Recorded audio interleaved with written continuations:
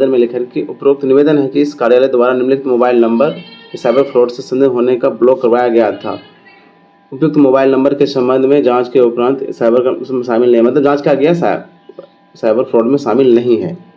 नमस्कार, सलाम, आदाब साथियों, मेरा नाम है Abul Kalam, YouTube channel crime time में स्वागत है। चलते हैं वीडियो को शुरू करते हैं। इस वीडियो में हम बताएंगे कि आपका सिम अगर बंद हो गया है, चाहे साइबर फ्रॉड कंप्लेंट के कारण या किसी अन्य के कारण, तो किस तरह से रीएक्टिवेशन होगा, क्योंकि ये मेरा रीएक्टिवेशन का ईमेल है। इसके बाद मेरा रीएक्टिवेशन हुआ है, मतलब दोबारा क्या हुआ है कि मेरा सिम ऑन हुआ है। अब होता बंद कैसे है कि देखिए, मान के चलिए आप ऑनलाइन काम करते हैं या आपका शॉप है, कोई आपको पेमेंट किया, लेकिन आप उनका रुपए के बदले काम कर दिए, लेकिन तब भी वो क्या कर दिए, कंप्लेन कर दिए ऑनलाइन। आपका जो ट्रांजैक्शन आईडी वो और आपके मोबाइल नंबर से क्या कर दिया, आपको कंप्लेन कर दिया। तो कुछ दिन बाद क्या होता है कि तत्काल आपका नंबर क्या हो जाएगा, ब्लॉक कर दिया जाएगा। तो कैसे पता चलता है नंबर बंद होने पर? सबसे पहले अपने कस्टमर केयर को फ़ोन करते हैं तो आपको बता देगा कि किस कारण बंद हुआ है। जैसे कि मेरा बंद हुआ था, बता रहा था कि साइबर फ्रॉड, मतलब आपने चाहे 100 रुपये 200 रुपये कुछ भी हो, ऑनलाइन किसी का पेमेंट लिया है, फ्रॉड किया है, काम नहीं किया, उसको धोखाधड़ी किया है। तो अब करना क्या होता है, पूरी प्रोसेस बताएंगे क्या हम किए कि मेरा सिम ऑन हो गया। अब ऐसा यहाँ पर होता है कि मान के चलिए कोई शॉप चलाते हैं, अब किसी से कुछ सामान खरीदें, लेकिन उससे आपको दुश्मनी है, तो फिर क्या कर दिए, कंप्लेन कर दिए, उनका नंबर बंद हो जाता है। तो यह समस्याएं होती है, लेकिन अगर ऐसा कोई गलत करता है तो उस पर मानहानि का केस भी डला जाएगा बाद में। तो मेरे साथ भी ऐसा हुआ है, तो हम भी उस पर जो है एफआईआर करने वाले हैं। तो ये नहीं कि किसी को भी कोई परेशान कर देंगे, क्योंकि बहुत परेशानी होती है।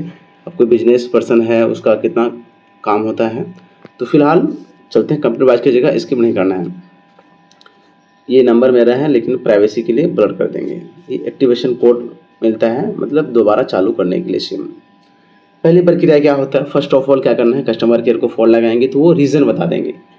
हो सकता है कि आपका सिम ख़राब हो तो नया सिम फिर चेंज करके हो जाएगा ऑन, लेकिन अगर कोई भी कंप्लेन के कारण आपका क्या हुआ है, फ़ोन नंबर क्या हुआ है, ब्लॉक कर दिया गया है, तो आपको रीज़न बता देगा। फिर वहीं से क्या होता है, ईमेल आईडी देता है। जैसे कि मेरा जयपुर का दिया था, जयपुर साइबर क्राइम ब्रांच का। तो उस ईमेल में क्या किए हम, वो हम दिखा भी देंगे किस तरह से मेल किए हैं, ठीक है। उस ईमेल में क्या करेंगे, आप रिक्वेस्ट डालेंगे कि जो भी आपका कारण है, जैसे कि हम बताए थे हम ऑनलाइन फॉर्म इत्यादि भरते हैं, ठीक है। अपना जो मेरा यूट्यूब चैनल है वो भी मेंशन किए हुए थे।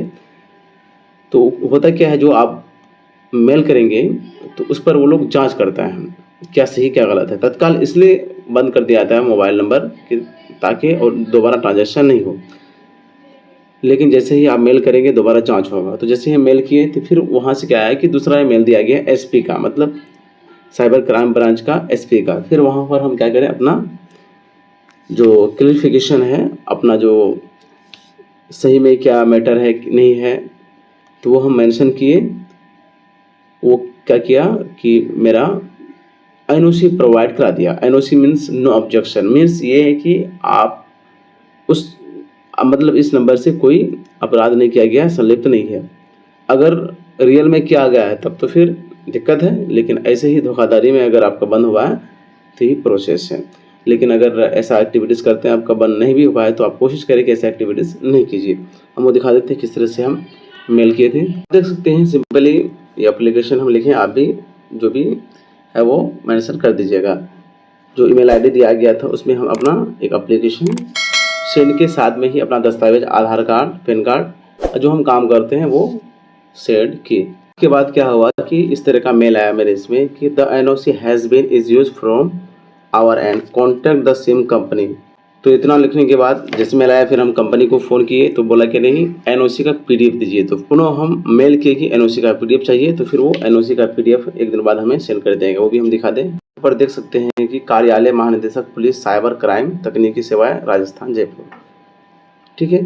तो वहाँ से किया कि ब्लॉक करवाए गए नंबर को अनब्लॉक करने के समय, मतलब जिस तरह जैसे ही यहाँ पर कंप्लेन जाती है किसी भी जगह से, तो वहीं से ब्लॉक करने के लिए आदेश दिया आता है, तो वहीं फिर अनब्लॉक करने के लिए एक लेटर जारी किया आता है। यहाँ पर स्पष्ट आवेदन में लिखा है कि उपरोक्त निवेदन है कि इस कार्यालय द्वारा निम्नलिखित मोबाइल नंबर कि साइबर फ्रॉड से संदेह होने का ब्लॉक करवाया गया था। उपयुक्त मोबाइल नंबर के संबंध में जांच के उपरांत साइबर उसमें शामिल नहीं, मतलब जांच किया गया साइबर फ्रॉड में शामिल नहीं है।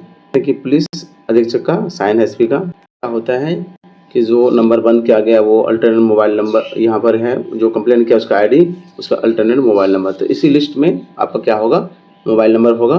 फिर क्या करना पड़ता है, जो भी एनओसी मिलेगा उसी एनओसी का पीडीएफ संबंधित जो भी सिम है, जैसे जियो था मेरा तो जियो केयर वाले को मतलब ईमेल करने के बाद फिर जियो वाला फ़ोन भी करेगा आपको। फ़ोन करने के बाद फिर रीएक्टिवेशन कोड जनरेट होता है। रीएक्टिवेशन कोड लेकर के हम जियो सेंटर गए थे, फिर जाके मेरा पुनः मोबाइल ऑन हुआ।